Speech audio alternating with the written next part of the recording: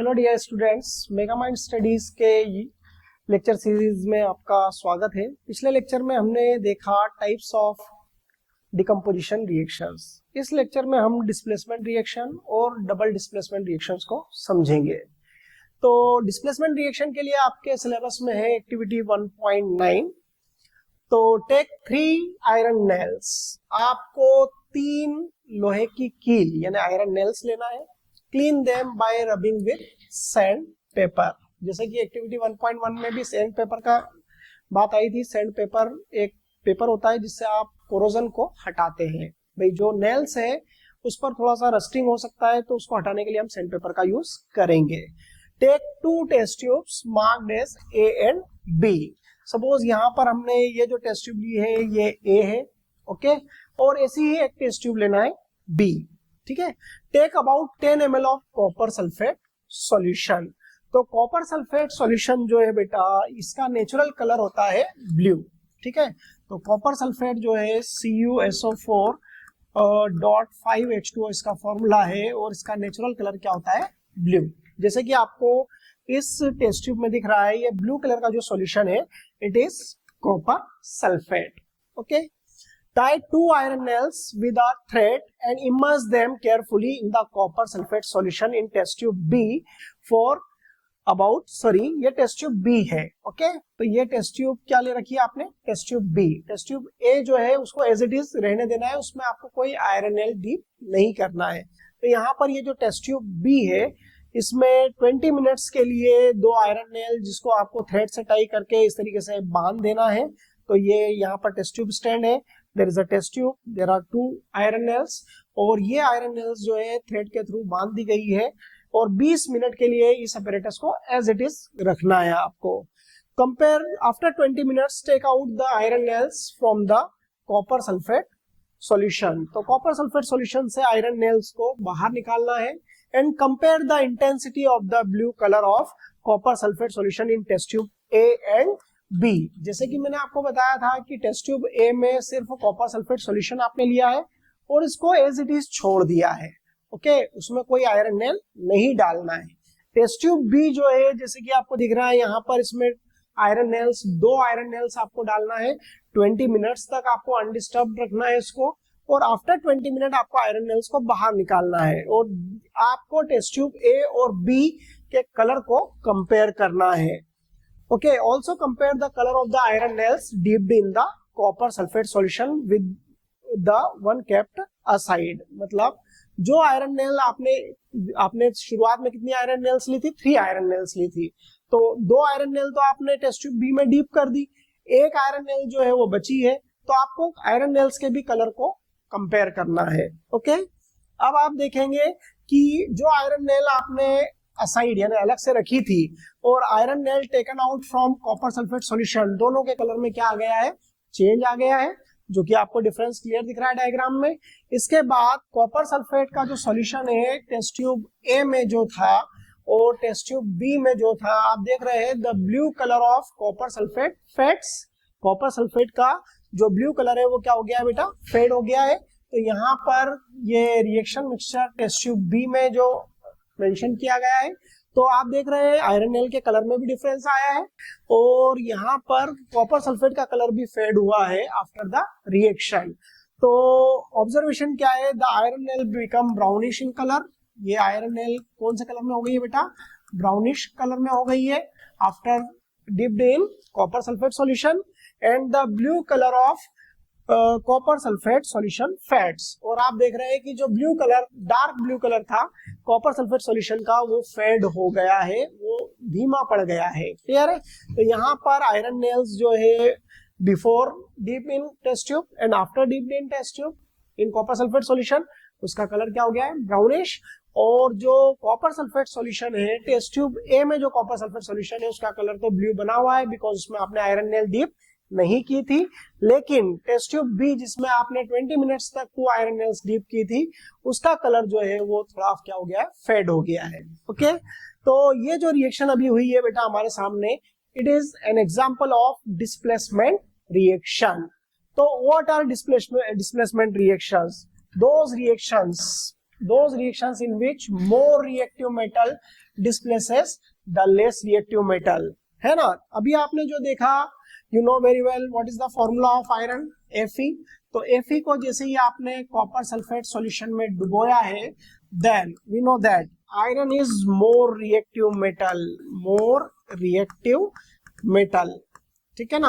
Iron जो है बेटा वो ज्यादा रिएक्टिव है एज कंपेयर टू कॉपर। तो कॉपर जो है यहाँ पर क्या है बेटा, लेस रिएक्टिव मेटल है, लेस रिएक्टिव मेटल, ठीक है। तो मोर reactive metal iron less reactive copper को डिस्प्लेस कर रही है। सो FeSO4 will form and less reactive copper will displace. So what are displacement reactions? Those reactions in which more reactive metal displaces the less reactive metal from its salt solution. ये copper का salt था, copper sulphate क्या है, copper का salt है। तो copper के salt solution से कॉपर को क्या कर दिया गया है, डिस्प्लेस कर दिया गया है। So what is the definition of displacement reaction? When the more reactive metal displaces the less reactive metal from its salt solution, then the reaction is known as displacement reaction. तो इस reaction को आप क्या कहेंगे बेटा, displacement reaction. Now look at some more examples of displacement reactions. Displacement reaction के अगर हम और एग्जांपल देखें बेटा यहाँ पर, तो जिंक को अगर हमने कॉपर सल्फेट सॉल्यूशन में डीप किया, because zinc is more reactive metal than copper, then ZnSO4 will form along with the formation of copper, ठीक है। तो यहाँ पर बनेगा ZnSO4, जिंक सल्फेट बनेगा और कॉपर जो है वो डिस्प्लेस हो जाएगा। इसी तरीके से अगर आपने लिया Pb plus CuCl2, then PbCl2 plus Cu। But जरूरी नहीं है कि हर बार जो है वो कॉपर ही डिस्प्लेस हो। अगर हम कोई दूसरा एग्जांपल ले, for example Cu plus AgCl, तो अब आपको ये याद रखना है कि जो कॉपर है वो यहाँ पर या AgCl की जगह आप ले लेते हैं AgNO3। तो AgNO3 जो है उसमें सिल्वर जो है लेस रिएक्टिव होता है किससे, कॉपर से। यहाँ पर कॉपर जो है सिल्वर के कंपैरिजन में क्या है, मोर रिएक्टिव मेटल है। तो बनेगा CuNO3 whole twice plus twice Ag। तो यहाँ पर कॉपर ने सिल्वर को डिस्प्लेस कर दिया है। रूल ये है, जो ज्यादा रिएक्टिव होगा वो लेस रिएक्टिव को डिस्प्लेस करेगा, जो ज्यादा रिएक्टिव होगा वो लेस रिएक्टिव को क्या कर देगा, डिस्प्लेस कर देगा। तो these all are the examples of displacement reactions. Okay, अब इसके बाद आता है डबल डिस्प्लेसमेंट रिएक्शन, और उसके लिए दी गई है आपके सिलेबस में एक्टिविटी 1.10। तो take about 3 ml of sodium sulphate solution in a test tube. आपको 3 ml क्या लेना है, सोडियम सल्फेट सॉल्यूशन लेना है। जैसे कि आपको डायग्राम में दिख रहा है यहाँ पर सोडियम सल्फेट, इसका फॉर्मूला बनेगा Na2SO4। ये कितना लेना है आपको, 3 ml। Okay, in another test tube take about 3 ml of barium chloride. क्या लेना है, 3 ml बेरियम क्लोराइड लेना है, 3 ml ऑफ BaCl2। तो एक टेस्ट ट्यूब में आपने लिया Na2SO4 और एक टेस्ट ट्यूब में आपने ले लिया barium chloride. And mix the two solutions, दोनों सॉल्यूशंस को आपको मिक्स करना है। What do you observe? Okay, तो पहले तो रिएक्शन बता दूं मैं आपको कि सोडियम सल्फेट अगर आपने लिया Na2SO4 और उसमें मिक्स किया BaCl2, तो एक इनसॉल्युबल मास जनरेट होगा, बिकॉज यहाँ पर सोडियम पर है पॉजिटिव चार्ज, सल्फेट पर है नेगेटिव चार्ज, बेरियम पर पॉजिटिव, क्लोरीन पर नेगेटिव। तो इसका पॉजिटिव इसके नेगेटिव के साथ कनेक्ट होगा, क्या बनेगा, BaSO4 and it's natural colour is white. तो BaSO4 के व्हाइट प्रेसिपिटेट है ना जनरेट होंगे, प्लस Na और Cl आपस में जुड़ेंगे और क्या बना लेंगे, ट्वाइस NaCl। तो इस तरीके से यहाँ पर प्रेसिपिटेशन रिएक्शन भी हो रही है, and it is an example of double displacement reaction. तो यहाँ पर इस एक्टिविटी में 3 ml सोडियम सल्फेट लिया, एक टेस्ट ट्यूब में, दूसरी टेस्ट ट्यूब में आपने 3 ml बेरियम क्लोराइड लिया, और अगर आप डायग्राम को ध्यान से देखेंगे तो यहाँ पर व्हाइट पीपीटी जो है वो जनरेट हो रहे हैं, white PPT of barium sulphate. White PPT किसके जनरेट हुआ है बेटा? बेरियम सल्फेट, जो कि आपको base of the test tube में दिखेंगे अगर आप ध्यान से डायग्राम को देखेंगे तो। Na2SO4 BaCl2 से रिएक्ट कर रहा है, BaSO4 के व्हाइट पीपीटी बन रहे हैं along with the formation of sodium chloride. आप ऑब्जर्वेशन क्या आपने ऑब्जर्व किया? We observe that white precipitate, white substance which is insoluble in water. You know very well precipitate क्या होते हैं? प्रेसिपिटेट मतलब इनसॉल्युबल मास। तो व्हाइट प्रेसिपिटेट बन रहे हैं, एक इनसॉल्युबल मास जनरेट हो रहा है। This insoluble substance formed is known as precipitate, and any reaction that produces a precipitate is called a precipitation reaction. तो ये जो रिएक्शन हुई है बेटा, ये प्रेसिपिटेशन रिएक्शन है। सबसे पहले आपने लिया था, मान लो ये सोडियम सल्फेट है, या सॉरी ये जो है बेरियम क्लोराइड है BaCl2, और ऊपर से आपने मिलाया था Na2SO4। जैसे ही आप मिलाते जा रहे हैं तो व्हाइट पीपीटी जनरेट हो रहे हैं, ये किसके हैं? बेरियम सल्फेट के। और जैसे जैसे आप ज्यादा मिलाते जाएंगे बेरियम सल्फेट के व्हाइट पीपीटी जो है वो बढ़ते जाएंगे, जैसे कि आपको डायग्राम में दिख रहा है। क्लियर है? तो ये एक प्रेसिपिटेशन रिएक्शन भी है, because those reactions in which an insoluble mass is form, वो रिएक्शन जिसमें एक इनसॉल्युबल मास जनरेट होता है ना, that are called precipitation reaction. इन रिएक्शंस को हम क्या बोलते हैं बेटा?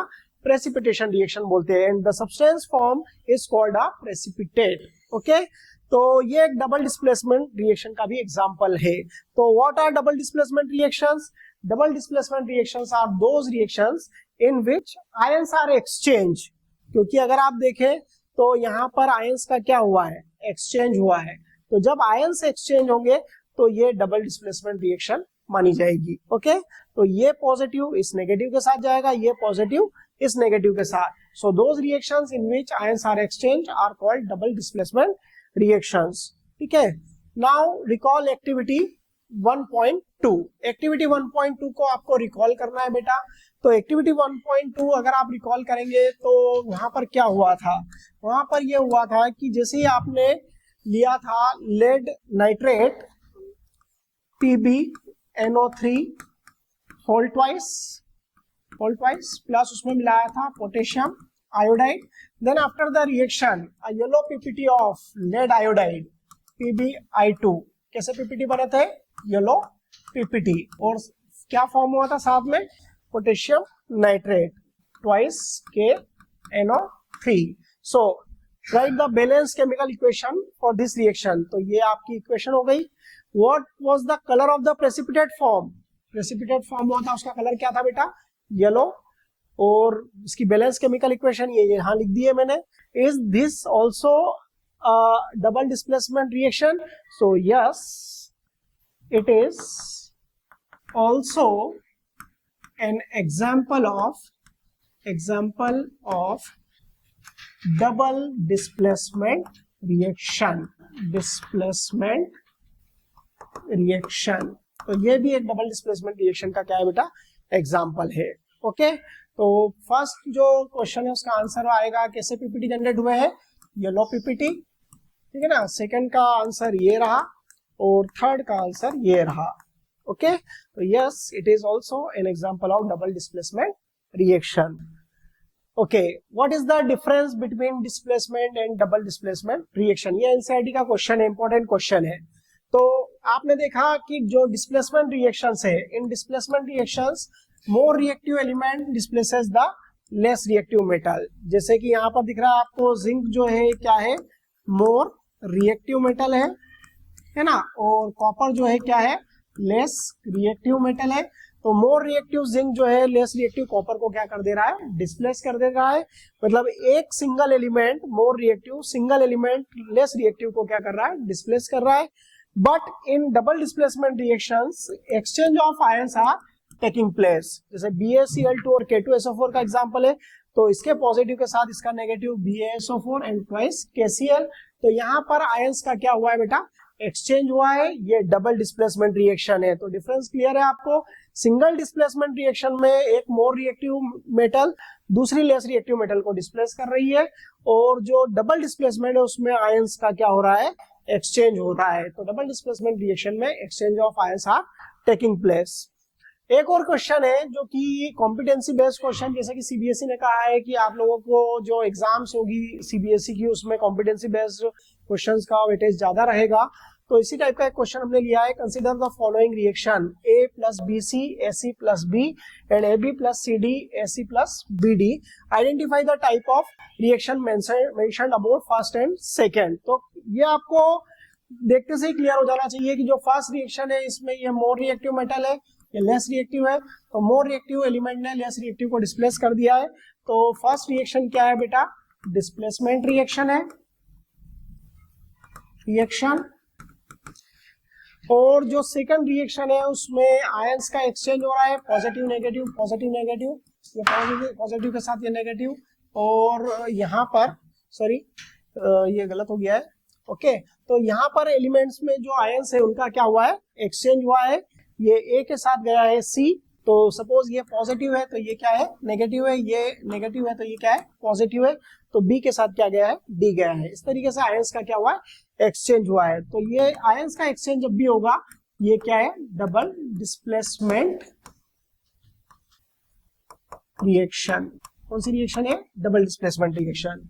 Identify the type of reactions first and second and give one example each type in the form of a balance chemical equation. तो इसमें भी कोई बहुत ज्यादा नहीं है, जो आपको एग्जांपल दिए थे। फर्स्ट का जो एग्जांपल आ जाएगा Zn plus CuSO4, Zn SO4 plus Cu, और सेकंड का एग्जांपल जो अभी आपने एक्टिविटी में परफॉर्म किया था Na2SO4 plus BaCl2 will form BaSO4 plus twice NaCl। तो इस तरीके से इस क्वेश्चन का आंसर कंप्लीट होता है।